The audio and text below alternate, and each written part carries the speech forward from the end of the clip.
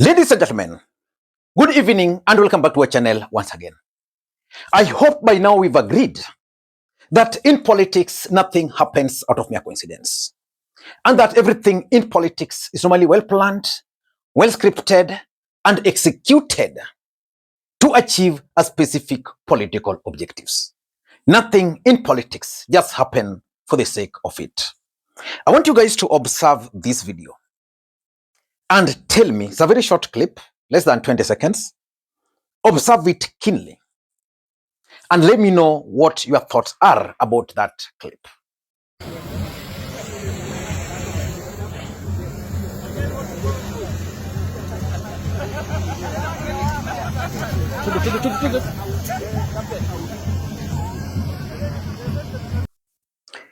Ladies and gentlemen, what do you think was being communicated by William Ruto and Raila Odinga through that clip? Ladies and gentlemen, I also want you to observe this photo. Observe it very keenly. What do you think was being communicated in that photo? What do you think was being communicated? Now let us get to the last one. The last one is a video.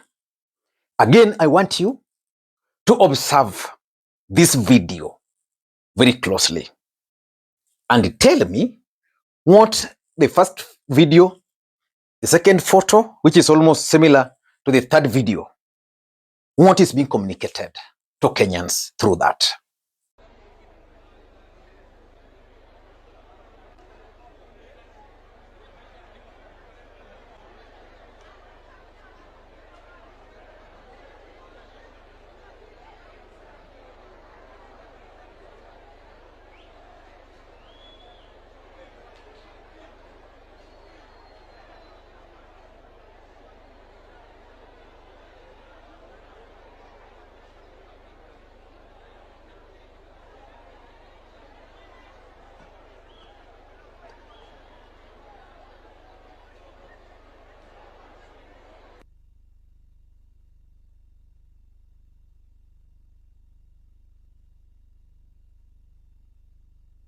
Ladies and gentlemen, in politics, nothing happens out of mere coincidence. We all know that William Ruto is in Nyanza. William Ruto arrived in Nyanza yesterday. He's supposed to preside over the Madaraka Day celebrations on first, which is Sunday. But William Ruto was in Kisumu yesterday. The reception was so good in my view because initially, Kisumu was not planned.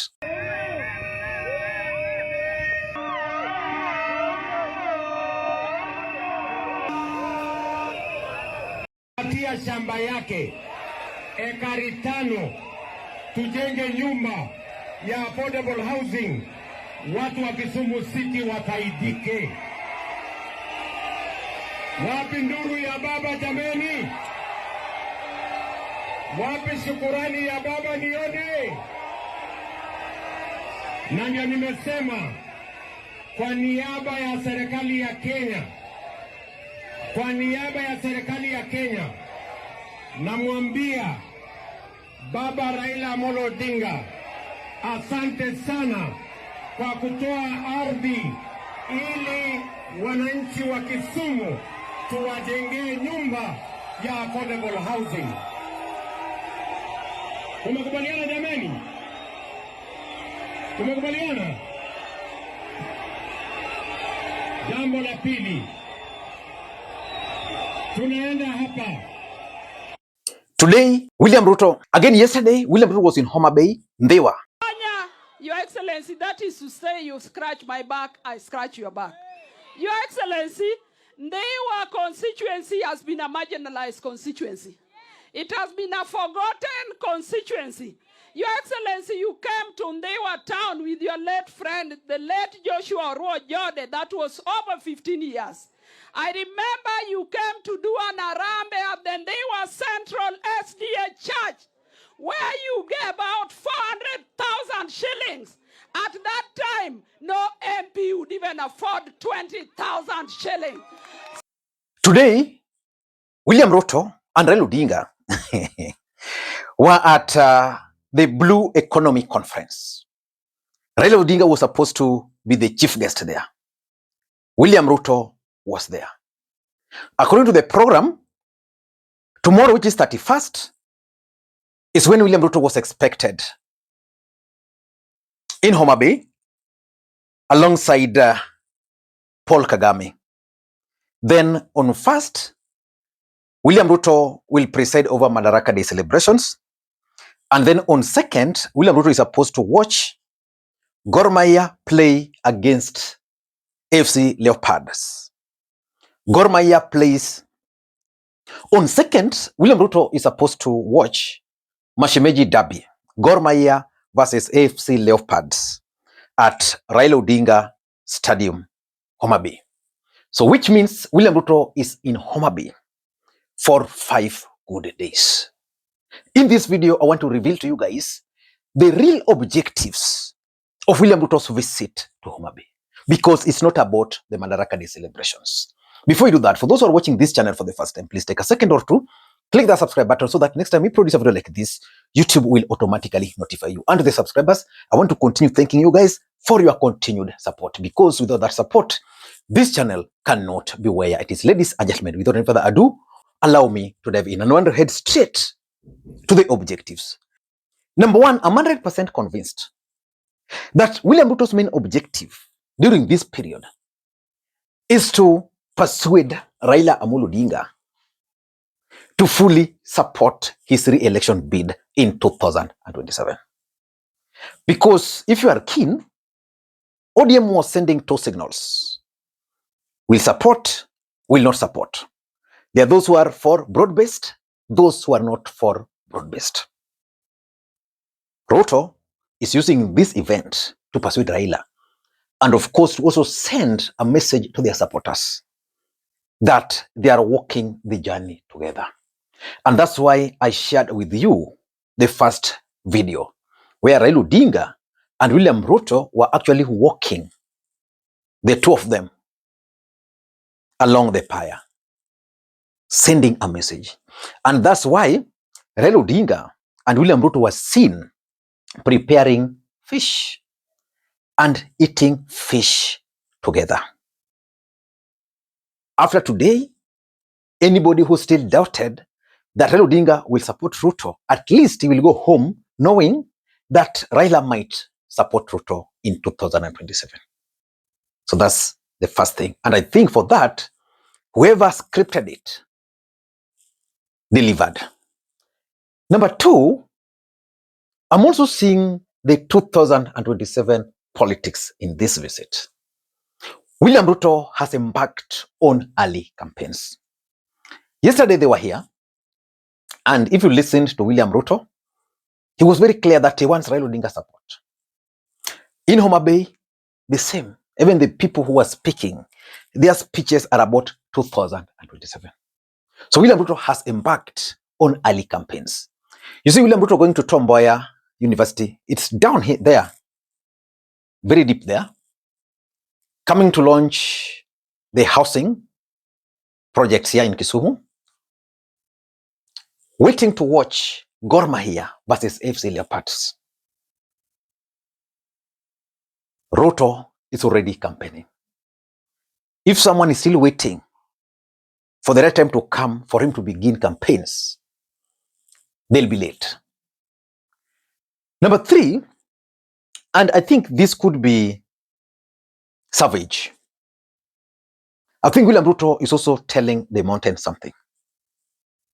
That as much as you reject me, there are places I'm now more comfortable in. This is the truth. William Ruto campaigned heavily in the mountain in the last election. In return, the mountain voted for William Ruto overwhelmingly. Then, politics being politics, the betrayal aspect of the politics got in. William Ruto went to the mountain for 5 good days. He left there a very angry man. He was not received.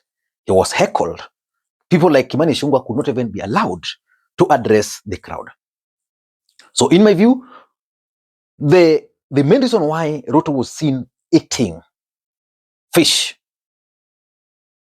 preparing fish with Raila Odinga is a message he's sending to the mountain. That here, I'm now welcomed. I feel at home here. And lastly, is the Western Alliance. I've always explained to you guys that William Ruto is in a very tight corner. The mountain has drifted away. The mountain gave William Ruto the highest number of votes. Then there is the challenge of the Gen Zs. And of course, there's the challenge of unemployment, the cost of living, and the rest. Which means if you remove the mountain, then there are those people who feel disappointed by William Ruto's leadership. Then, even in areas like Ruto Nyanza, even the Western, he's not sure of that 100% votes. So what is he trying to do? William Ruto is trying to solidify the Western Alliance. I'm telling you that if William Ruto will not be able to consolidate fully the Western Alliance, he's in trouble. Because that Western Alliance has Matiang'i. If Matiang'i were to be made a presidential candidate on the other side, that's going to complicate the equation for William Ruto, big style. But even if Matiang'i will not be nominated on the other side, the KCs might feel that Raila Odinga actually refused to support Matiang'i, and therefore they will still vote to protest by voting against William Ruto in 2027. So Ruto is trying to ensure that the Luos and the Kalenjin and the lawyers, that is Gor Mahia and FC Leopards, are brought together. And where are they playing? Homabay. Homabay is the hometown of Gor Mahia, Kogalo. And they're playing where? Raila Odinga International Stadium in Homa Bay. Ladies and gentlemen, I'm not so sure about anything, but William Ruto still has a long way if he intends to defeat the other camp. Because I saw the other camp yesterday during their meeting at Kalonzo Musyoka's home and their today's rally in Machakos. They also have good ground. Until next time, this is Lee Makwiny. Bye-bye.